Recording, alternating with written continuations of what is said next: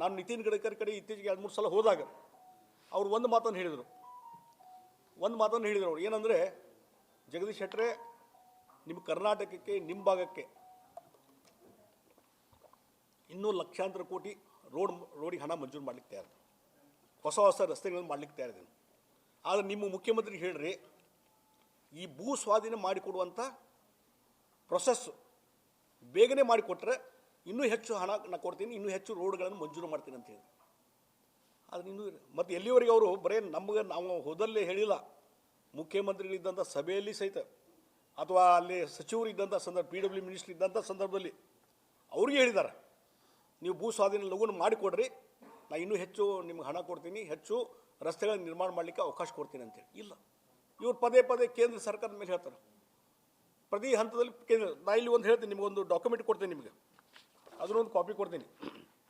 ಇದು November 12ಕ್ಕೆ ಬರ್ದಾರೆ. November 12ಕ್ಕೆ ಯಾರು ಕೇಂದ್ರ ಸರ್ಕಾರದ ಅಂಡರ್ ಸೆಕ್ರೆಟರಿ ಈ consumer affairs, food and public distribution, ಅವರು ಯಾರಿಗೆ ಬರ್ದಾರ? The secretary food government of Karnataka. ಏನಂತ ಬರ್ದಾರ? Procurement of maize at MSP in Karnataka to prevent distress sale by the maize farmers. I am directed to refer to Government of Karnataka letter 30/10/2025. Your letter barda 30/10ಕ್ಕೆ.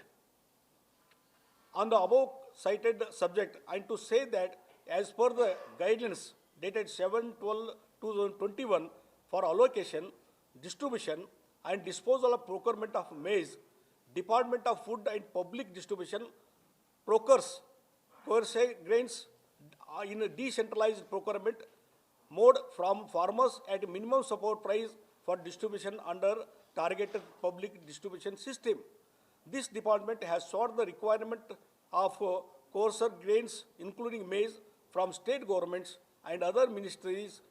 However, no requirement of maize has been received in the department from state government. ಇಲ್ಲಿವರೆಗೆ ಕಳಿಸ್ಲೇ ಇಲ್ಲ ಅಂತ. ಯಾವಾಗ? November 12ಕ್ಕೆ ಬರ್ದಾರೆ. ಇಲ್ಲಿವರೆಗೆ ಯಾಕೆ ಕಳಿಸಲಿಲ್ಲ? ಇಲ್ಲಿ ನಾವು ಖರೀದಿ ಕೇಂದ್ರ ಮಾಡ್ತೀವಿ, ಇಲ್ಲಿಷ್ಟು ಬೆಳೆದದ ಎಲ್ಲ ಡೀಟೇಲ್ಸ್ ಕಳಿಸ್ಬೇಕಾಗಿತ್ತಲ್ಲ. ಇದಕ್ಕೆ ಮಂತ್ರಿಗಳು ಉತ್ತರ ಕೊಡಲಿಲ್ಲ, ಆ ಡಿಪಾರ್ಟ್ಮೆಂಟ್ ಕೊಡಲಿಲ್ಲ, ಮುಖ್ಯಮಂತ್ರಿ ಕೊಡಲಿಲ್ಲ. ಒಂದು ಬೇಜವಾಬ್ದಾರಿಯ ಪರಮಾವಧಿ. ಹಿಂಗಾಗಿ ಇಷ್ಟೆಲ್ಲ ಕೇಂದ್ರ ಸರ್ಕಾರ ಸಹಕಾರ ಕೊಡ್ಲಿಕ್ಕೆ ತಯಾರಿದ್ರು. ಒಂದು ಬೇಜವಾಬ್ದಾರಿಯ ಒಂದು ಸರ್ಕಾರ ಇದ್ದುದರಿಂದ ಈ ರೀತಿ ಪರಿಸ್ಥಿತಿ ಇದೆ.